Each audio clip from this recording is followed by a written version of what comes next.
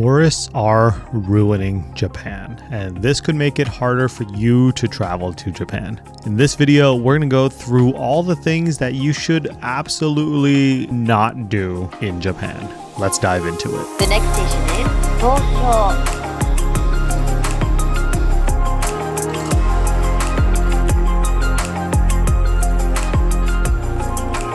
Hey guys, Hoang here, and I have seen people post about insane tourists in Japan, and today we're going to dive into these things that people have done and gotten in trouble for so that you don't make the same mistakes. Buckle up, let's dive into it. I'm going to start off with one that was just kind of insane and wild. There was a Chilean influencer with over 137,000 followers at the time in October 2024 who, in short, did pull-ups and danced to a popular song while hanging from a Torii gate in Japan. This understandably drew quite a ton of backlash from both locals and foreigners. She then issued an apology after the backlash kicked in, saying that she didn't know it was a sacred site and was sorry. Was it genuine? I'll let you decide. These Torii gates and shrines are religious spaces and culturally significant.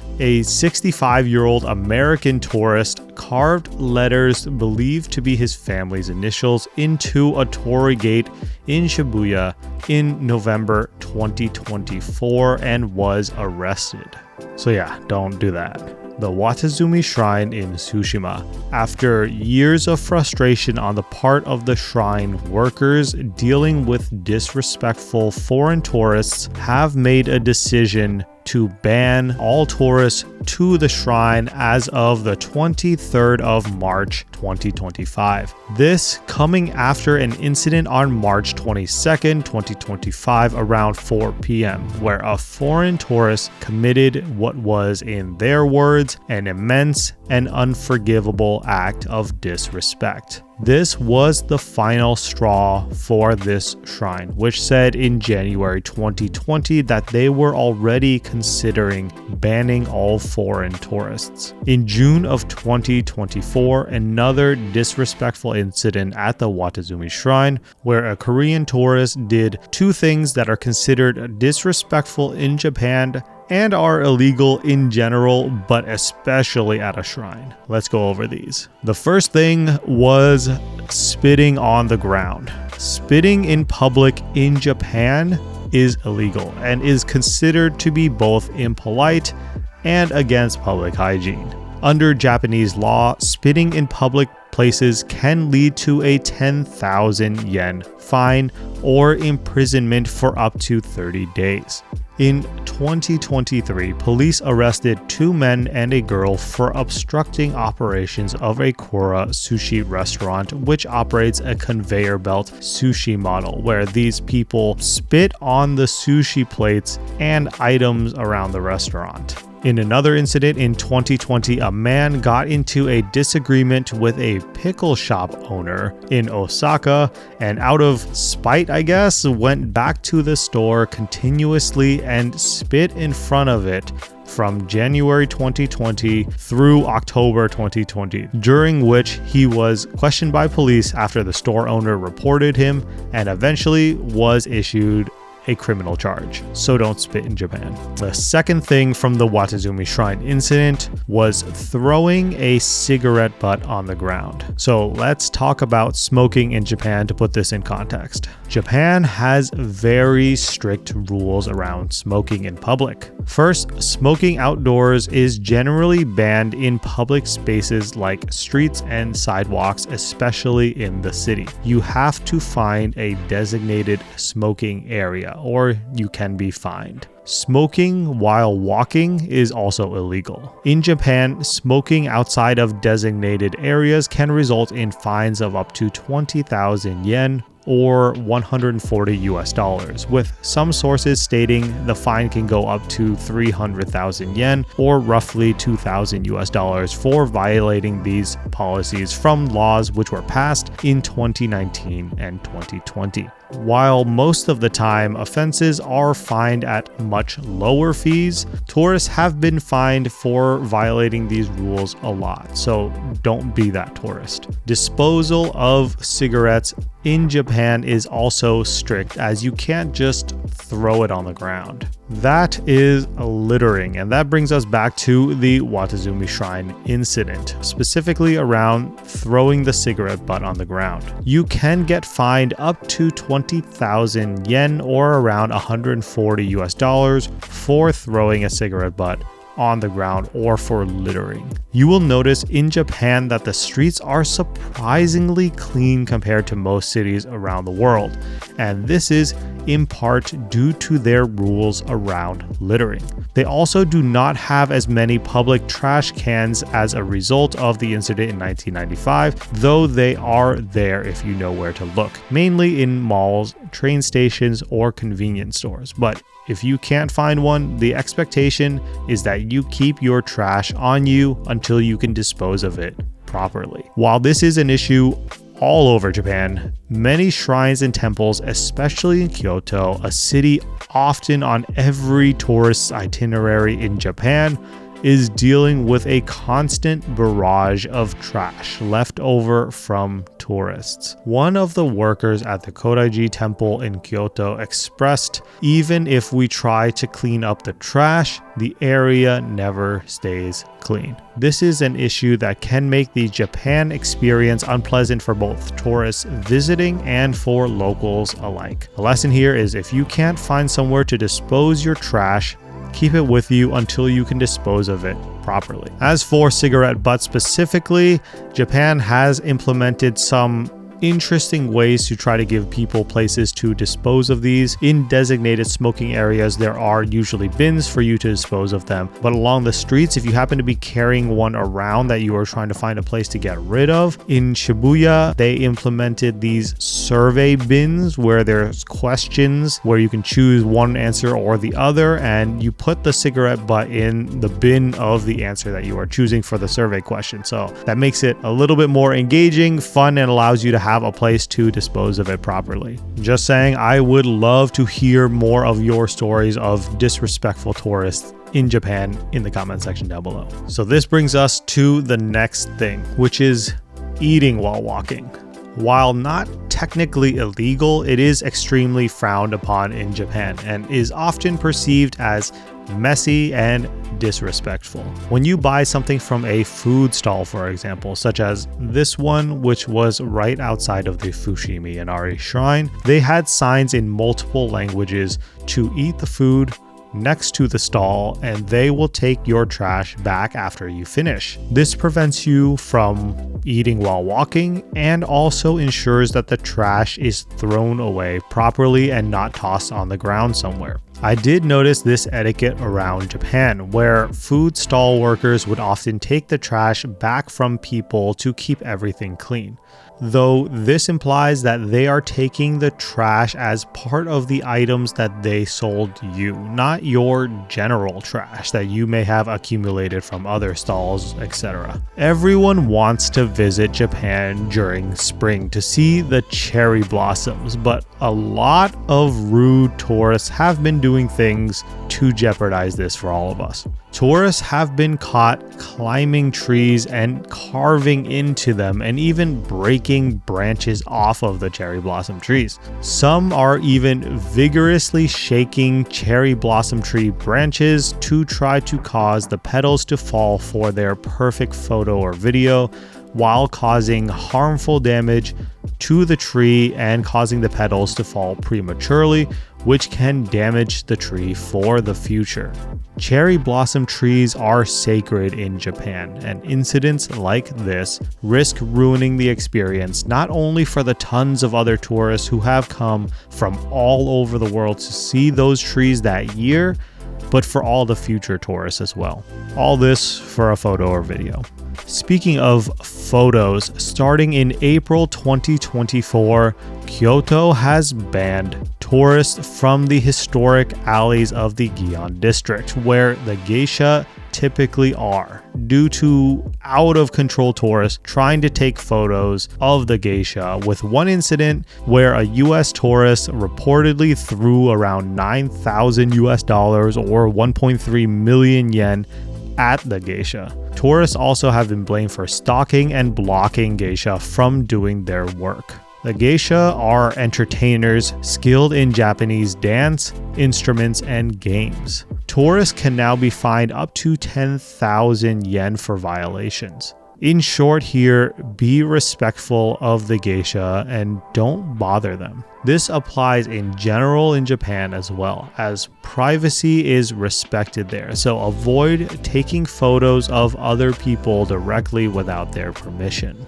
On the topic of respect, Japan is a place where respecting others is the pinnacle of their culture, and a key part of that is respecting others in public spaces by keeping quiet. Particularly noticeable on trains, the cultural norm is to be silent on trains. Not to be rude, but out of respect for others. This can be quite jarring to tourists from other countries who are just not used to the silence. According to a survey by the Japan Private Railway Association, 10% of Japanese people said that talking on the phone on the train was one of their top annoyances with tourists. In Osaka in 2024, a US live streaming influencer was fined 200,000 yen or around 1,400 US dollars for playing loud music at a restaurant and disrupting operations, and when confronted refused to lower the volume.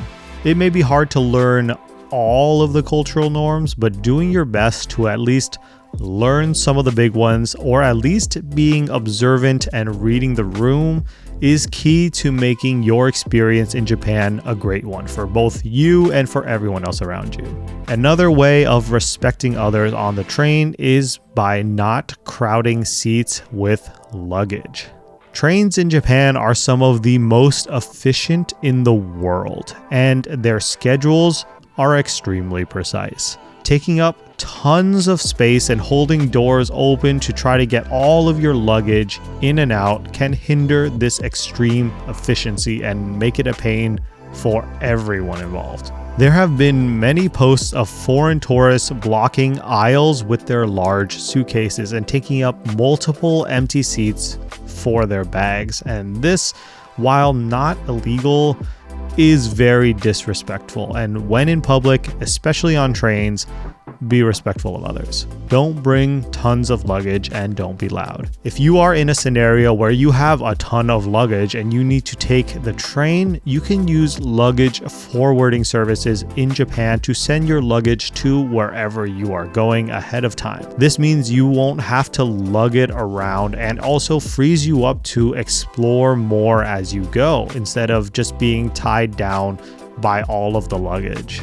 All of this is especially helpful because Japanese train stations are notorious for just having tons of stairs and not very many elevators. Next is a tourist who was caught flying a drone in downtown Tokyo. This is super illegal for several reasons. Japan has some of the strictest drone rules, which includes a no-fly zone in densely populated areas, including all major cities like Tokyo. In addition, you can't fly at night, and all drones over 100 grams need to be registered with the Japanese government in order to fly, and flights need to be approved in advance. There's a whole lot of other drone rules, but with all that being said, personally, I wouldn't bring a drone to Japan unless you have very specific reasons to do so and plan on going through all of the requirements to fly legally. Now, if you were stopped by police like the guy flying the drone, the one thing that you will absolutely need on you is your passport. In Japan, you are required to keep your passport on you at all times. You can get fined or detained for not having your passport. Police can legally stop you at any time and ask to see your passport, though this is very rare. But should anything ever come up, you definitely want to have it on you. Also, the added benefit of having it on you, at least for now until 2026, is that you can do tax-free shopping in many stores, and they require you to show your passport. In 2026, they are changing this to a refund system where everyone will always pay the tax regardless if you have your passport or not, and you have to go to the airport afterwards to get a refund on the tax. Changing gears to restaurants. Now, while this isn't an illegal thing, it was something that came up quite a bit online in a lot of discussion threads and confused me a little bit, so I wanted to point it out, and that is that all restaurants accommodate to all dietary restrictions and preferences. This is not the case. This chicken and pork restaurant had to put up a sign telling visitors that there is no vegetarian, vegan, or halal options. Some people said that this was rude and not being welcoming to tourists, while the majority of people seem to be of the opinion that the restaurant is in charge of their menu and you have a choice to either eat there or not. And if you're going to a chicken restaurant, I would expect that they would be selling chicken. So if you don't want chicken, don't go to the chicken restaurant. A lot of people have dietary preferences or restrictions, and there are places in Japan for everyone, but don't expect every place to be able to accommodate every dietary restriction and preference. If you are out at a restaurant and have a drink, something to know is that Japan has some of the strictest blood alcohol limits for driving, with a legal limit of 0.03%, which is lower than most countries. If you've had a drink, don't drive there. However, this also applies to cycling, as you can't bike back to your hotel either. You can face up to 3 years in prison or hefty fines up to 500,000 yen or $3,500 for cycling under the influence, and up to 5 years and 1 million yen or $7,000 for driving under the influence or behavioral intoxication.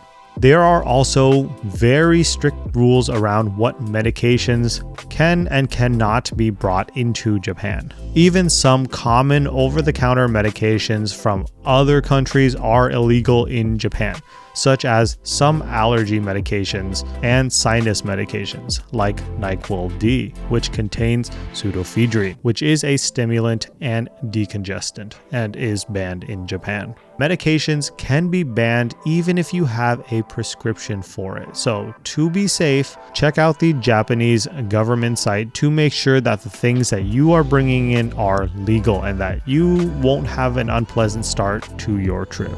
If you are going to drive in Japan, you should know that they drive on the left side there. And that being said, it is illegal to turn left at a red light in Japan. Red lights there mean complete stop for everyone. And this also applies to cyclists, as they are implementing new fines against cyclists in April 2026 who cycled through a red light or on a sidewalk where it is not permitted. And the fine will be 6,000 yen or around $42. Cyclists are also prohibited from using umbrellas, smartphones, or talking on the phone or playing games while riding. Just like cars, bikes have designated parking areas and can be towed if you park it along a sidewalk or a street. Just think about how clean and clear the streets are in Japan, and all of this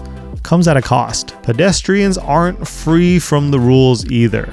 Jaywalking in Japan is illegal and can result in up to 3 months in prison and a fine of up to 50,000 yen or $350. That's quite the fee for something that people in other countries do all the time, but it's one of those things that would really put a damper on your Japan trip. So better be safe than sorry. Know someone going to Japan? Then send them this video and make sure they don't ruin their Japan trip by making these mistakes. All that being said, most tourists act appropriately and try to be understanding of the culture even if they don't fully understand it themselves. But there are those exceptions who are out there doing disrespectful things that could ruin Japan for all of us. Don't be that person. Let's make Japan a place that we can all enjoy for both locals and tourists. Have you seen disrespectful tourists in Japan? Let me know in the comments section down below, and I will see you guys in the next one.